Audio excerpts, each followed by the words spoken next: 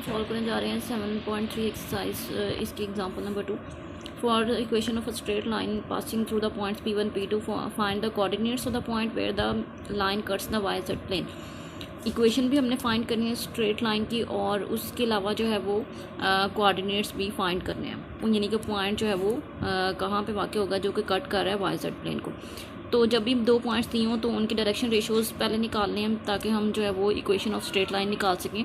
Direction ratios के लिए दो पॉइंट्स अगर गिवन हो तो दोनों की वैल्यूज़ पॉइंट्स कोरस्पॉन्डिंग पॉइंट्स को माइनस करने से डायरेक्शन रेशियोज़ आ जाते हैं। Given points P1 and P2 direction ratios of line are x2 - x1 y2 - y1 z2 - z1। ये कोरस्पॉन्डिंग पॉइंट्स माइनस करने से हमारे पास डायरेक्शन रेशियोज़ आ गए। तो इक्वेशन ऑफ स्ट्रेट लाइन हमारे पास किस तरह होगी? रिक्वायर्ड लाइन की इक्वेशन x माइनस फर्स्ट जो भी इसके पॉइंट है ये आ जाएगा ओवर डायरेक्शन रेशियो से हमने डिवाइड कर दिया is equal to y minus y1 over direction ratio जो सेकेंड है इससे डिवाइड कर दिया और थर्ड रेशियो से डिवाइड कर देंगे z माइनस z1।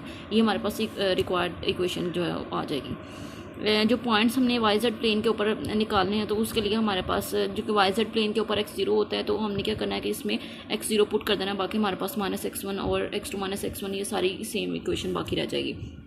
इसमें ये दो वैल्यूज़ भी आपस में बराबर हैं, फर्स्ट और लास्ट वैल्यू भी एक दूसरे के इक्वल है, तो हमने इन दोनों वैल्यूज़ को भी बराबर रख लिया और ये जो फर्स्ट और लास्ट वैल्यू है इसको भी बराबर रख लिया। यहाँ से हमने y माइनस y1 ये इसी साइड पे रखा है, y2 माइनस y1 डिवाइड हो रहा था, ये मल्टीप्लाई हो जाएगा।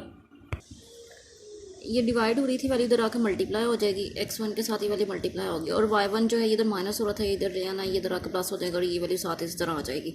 इसी तरह हमने इसको सॉल्व करना है तो इसमें z2 माइनस z1 ये वैल्यू इधर आकर मल्टीप्लाई हो जाएगी और z1 जो है माइनस हो रहा है इधर आकर प्लस हो जाएगा। तो ये हमारे पास जो है रिक्वायर्ड पॉइंट्स आ गए जिसके लिए हमारे पास पहला कोऑर्डिनेट इसका 0 होगा क्योंकि x हमारे पास 0 है तो उसके लिए हमारे पास पहली वैल्यू ये आ जाएगी और सेकंड जो है वो y और z की ये वैल्यूज हमने पुट कर दी तो हमारे पास रिक्वायर्ड पॉइंट आ गया। एक्सरसाइज का क्वेश्चन नंबर 2 सॉल्व करना है जिसमें हमने फाइंड करना है find coordinates of mid point of the line segment joining the points. दो पॉइंट्स दिए हुए जिनको हम सपोज कर लेते हैं P1 and P2। Mid point का हमारे पास फॉर्मूला होता है x1 + x2/2 y1 + y2/2 z1 + z2/2।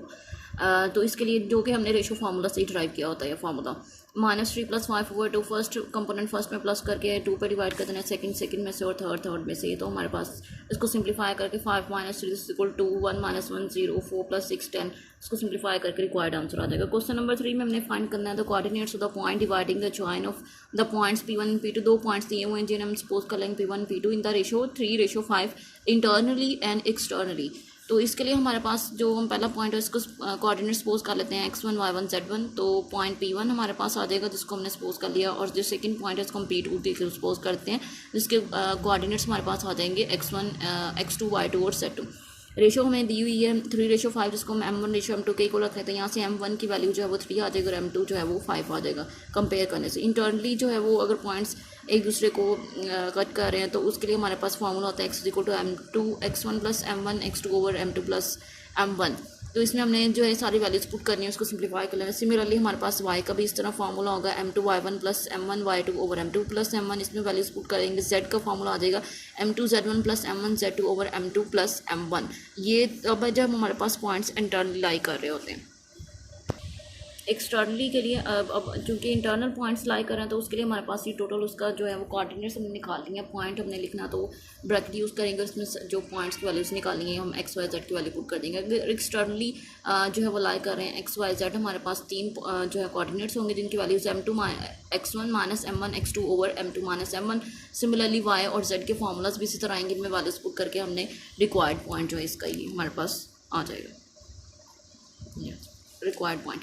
Question number 4 है शो दैट द 3 पॉइंट्स ये 3 पॉइंट्स दिए हुए हैं उनको उनके कोलिनियर यानी हम खत होने के लिए जो कंडीशन है वो ये कि उनका डिटर्मिनेंट जब वो 0 के इक्वल आना चाहिए। x1 y1 z1 x2 y2 z2 x3 y3 z3 ये नेसेसरी कंडीशन होती है।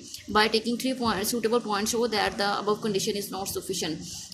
यानी कि अब हमने ये प्रूव करना है कि अपनी तरफ से हम कोई 3 पॉइंट्स लेंगे और जो है वो ये साबित करेंगे कि अगर ये 0 के इक्वल हो जाता है तो वो ज़रूरी नहीं है कि वो पॉइंट्स आपस में कोलिनियर ही हों। फर्स्ट पार्ट इसका प्रूव करने के लिए हम तीनों पॉइंट्स को सपोज कर लेते हैं P1 P2 P3 के इक्वल कोलिनियर हैं देयर एग्जिस्ट। चूँकि हमने थ्योरम प्रूव किया था कि कोलिनियर पॉइंट्स होते हैं उनके लिए 3 स्केलर्स एग्जिस्ट करते हैं कि उनका सम 0 हो such that k1 v1 + k2 v2 + k3 v3 इनका लीनियर कॉम्बिनेशन जब वो 0 के इक्वल होना चाहिए। ये हमारे पास इक्वेशन नंबर 1 आ जाएगी। यहाँ पे जो है हमारे पास v1, v2 और v3 हैं, ये कॉरस्पॉन्डिंग वेक्टर्स हैं। OP1 से रिलेटेड वेक्टर v1 है, OP2 जो है उसके लिए रिलेटेड वेक्टर v2 और OP3 से वेक्टर जो रिलेटेड है वो v3 है। तो हमारे पास जो लीनियर कॉम्बिनेशन इसमें k1 और v1 के जो है पॉइंट्स, ये चूँकि OP1 से रिलेटेड है, p1 पोजिशन वेक्टर के लिए हमारे पास पॉइंट्स हैं x1, y1, z1। इसी तरह v2 के हमने पॉइंट्स पुट कर देने हैं, v3 के पॉइंट्स पुट कर देने हैं।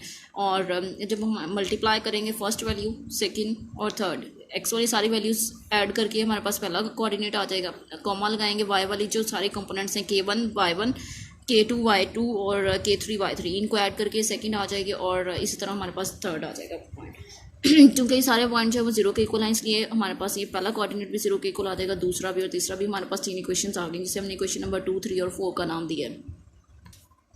अब जो है वो हमने इक्वेशन नंबर 3 और 4 को सॉल्व करना है। k1, k2, k3 हम ऊपर इस तरह लिख लेंगे वैल्यूज़, इनके कॉरस्पॉन्डिंग y1 z1 है, k2 के साथ y2 z2 और k3 के साथ y3 z3 है। तो उसको सॉल्व करने का तरीका ये है कि आप k1 इसी तरह रखेंगे और बाकी जो दो हमारे पास ये पॉइंट्स आ रहे हैं इनको आप मल्टीप्लाई कर देंगे और माइनस करेंगे, दरम्यान में माइनस साइन होता है। ये जो मेथड है ये क्रॉस मल्टीप्लिकेशन का, ये जो है 8th क्लास में ये करवाया जाता है।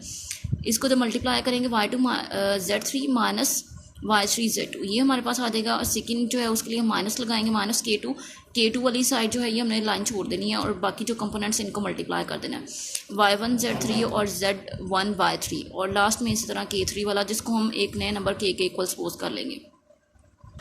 फिर हमने क्या करना है कि जो हमारे पास इक्वेशंस थी उन्हीं से रिलेटेड हमने इसको सॉल्व करना है। k1 जो है वो चूँकि k के इक्वल है, k1 वाली सारी वैल्यू भी k के इक्वल है, तो k1 के साथ जो नंबर डिवाइड हो रहा था वो k के साथ मल्टीप्लाई आ जाएगा। इस तरह k2 की हमारे पास वैल्यू आ जाएगी k3 की। सारी वैल्यू जो हमने इक्वेशन नंबर 2 में पुट कर देनी है। अब इन सब जब इक्वेशन 2 में पुट कर देंगे तो सब में जो है वो k कॉमन आ रहा है। k कॉमन लेने के बाद इधर ला के 0 से डिवाइड कर देंगे तो ये 0 हो जाएगा, बाकी हमारे पास ये सारी वैल्यू आ गई। और ये जो है ये हमारे पास अगर कॉलम 1 से डिटर्मिनेंट को एक्सपेंड करें तो ये सारी वैल्यू जो है बनती है। तो इसका मतलब है कि ये सारी डिटर्मिनेंट की वैल्यू है, x1 y1 z1, x2 y2 z2, x3 y3 z3। अगर हम इसको एक्सपैंड करें फर्स्ट कॉलम से x1 आएगा और उससे रिलेटेड x1 जिस कॉलम में है, जिस रो में डिलीट हो जाएंगे और बाकी ये number y2 z3 minus z2 और y3 ये वैल्यू आ जाएगी। इस तरह माइनस सेकंड वैल्यू के लिए माइनस लगाते हैं, डिटर्मिनेंट जब एक्सपेंड करते हैं माइनस x2 और x2 जो है जिस रो में जिस कॉलम में डिलीट हो जाएंगे y1 z3 और y3 z1 ये वैल्यू आ जाएगी, दरम्यान में माइनस होता है। इस तरह ये हमारे पास लास्ट वाली वैल्यू x3 आ जाएगा और x3 जिस रो में है जिस कॉलम में डिलीट हो जाएंगे, बाकी वैल्यूज़ को हम क्रॉस मल्टीप्लाई करते हैं, दरम्यान में माइनस साइन होता है, इज इक्वल टू 0। ये हमारे पास जो है ये फर्स्ट पार्ट इसका प्रूफ हो गया। सेकंड हमने प्रूफ करना था कि 3 पॉइंट्स हमने लेने हैं और उनका डिटर्मिनेंट 0 के इक्वल होना चाहिए, लेकिन ज़रूरी नहीं है कि वो पॉइंट्स जो हैं वो कोलिनियर ही हों।